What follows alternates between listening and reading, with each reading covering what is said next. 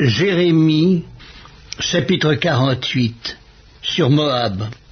Ainsi parle l'Éternel des armées, le Dieu d'Israël.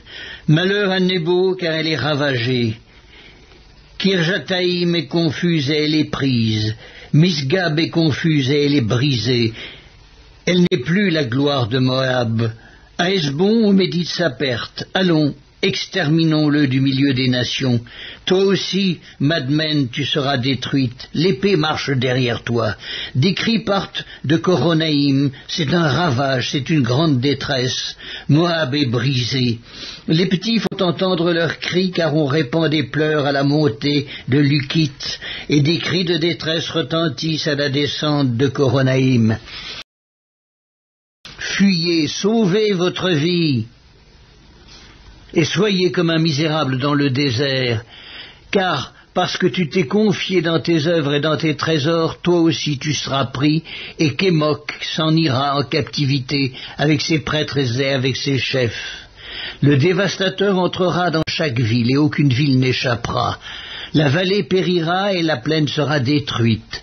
Comme l'Éternel l'a dit, donnez des ailes à Moab et qu'il parte au vol. Ces villes seront réduites en désert et n'auront plus d'habitants. Maudit soit celui qui fait avec négligence l'œuvre de l'Éternel. Maudit soit celui qui éloigne son épée du carnage. Moab était tranquille depuis sa jeunesse. Il reposait sur sa lie, il n'était pas vidé d'un vase dans un autre, et il n'allait pas en captivité. Aussi son goût lui est resté, et son odeur ne cesse pas changer. C'est pourquoi voici, les jours viennent, dit l'Éternel, où je lui enverrai des gens qui le transiront. Ils videront ses vases, et feront sauter ses outres. Moab aura honte de Kemosh, comme la maison d'Israël a eu honte de Bethel, qui la remplissait de confiance. Comment pouvez-vous dire, nous sommes de vaillants hommes, des soldats prêts à combattre? Moab est ravagé, ses villes montent en fumée, les lits de sa jeunesse est égorgée, dit le roi, dont l'Éternel des armées est le nom. La ruine de Moab est près d'arriver, son malheur vient en grande hâte. Lamentez-vous sur lui, vous tous qui l'environnez, vous tous qui connaissez son nom. Dites, comment ce sceptre puissant a-t-il été brisé, ce bâton majestueux? Descends du séjour de la gloire, assieds-toi sur la terre desséchée, habitante, fille de Dibon, car le dévastateur de Moab monte contre toi, il détruit tes forteresses. Tiens-toi sur le chemin et regarde, habitante d'Aroër. Interroge le fuyard, le réchappé, demande, qu'est-il arrivé? Moab est confus car il est brisé. Poussez des gémissements et des cris, publiez sur l'Arnon que Moab est ravagé. Le châtiment est venu sur le pays de la plaine, sur Olon, sur Jahatz, sur Méphat, sur Dibon, sur Nebo, sur Beth Diblataïm, sur Kijataïm, sur Beth Gamul, sur Beth Méon, sur Kérijol, sur Botsra, sur toutes les villes du pays de Moab, éloignées et proches. La force de Moab est abattue et son bras est brisé, dit l'Éternel. Enivrez-le, car il s'est élevé contre l'Éternel. Que Moab se roule dans son vomissement, et qu'il devienne aussi un objet de raillerie? Israël n'a-t-il pas été pour toi un objet de raillerie? Avait-il donc été surpris parmi les voleurs, pour que tu ne parles de lui qu'en secouant la tête? Abandonnez les villes, et demeurez dans les rochers, habitants de Moab. Soyez comme les colombes, qui font leur nid sur le flanc des cavernes. Nous connaissons l'orgueil du superbe Moab, sa hauteur, sa fierté, son arrogance, et son cœur altier. Je connais, dit l'Éternel, sa présomption, et ses vains discours, et ses œuvres de néant. C'est pourquoi je gémis sur Moab, je gémis sur tout Moab.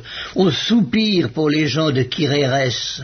Vigne de Sibma, je pleure sur toi, plus que sur Jaézer. Tes rameaux allaient au-delà de la mer, ils s'étendaient jusqu'à la mer de Jaézer. Le dévastateur s'est jeté sur ta récolte et sur ta vendange. La joie et l'allégresse ont disparu des campagnes et du pays de Moab.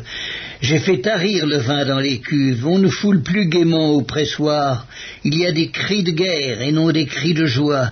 Les cris de Hesbon retentissent jusqu'à Éléalé, ils font entendre leur voix jusqu'à Yahatz, depuis Tsoar jusqu'à Coronaïm, jusqu'à Eglat, Shélishia. car les eaux de Nimrim sont aussi ravagées. Je veux en finir dans Moab, dit l'Éternel, avec celui qui monte sur les hauts lieux et qui offre de l'encens à son Dieu. Aussi mon cœur gémit comme une flûte sur Moab, mon cœur gémit comme une flûte sur les gens de Kirérès, parce que tous les biens qu'ils ont amassés sont perdus. Toutes les têtes sont rasées, toutes les barbes sont coupées, sur toutes les mains il y a des incisions et sur les reins des sacs. Sur tous les toits de Moab et dans ses places, ce ne sont que lamentations, parce que j'ai brisé Moab comme un vase qui n'a pas de prix, dit l'Éternel. Comme il est brisé, poussez des gémissements, car Moab tourne honteusement le dos. Moab devient un objet de raillerie et d'effroi pour tous ceux qui l'environnent. Car ainsi parle l'Éternel, voici, il vole, comme l'aigle, et il étend ses ailes sur Moab. Kerijot est prise, les forteresses sont emportées, et le cœur des héros de Moab est en ce jour comme le cœur d'une femme en travail. Moab sera exterminé, il cessera d'être un peuple, car il s'est élevé contre l'Éternel. La terreur, la fosse, et le filet, sont sur toi, habitant de Moab, dit l'Éternel. Celui qui fuit devant la terreur tombe dans la fosse, et celui qui remonte de la fosse se prend au filet, car je fais venir sur lui, sur Moab, l'année de son châtiment, dit l'Éternel.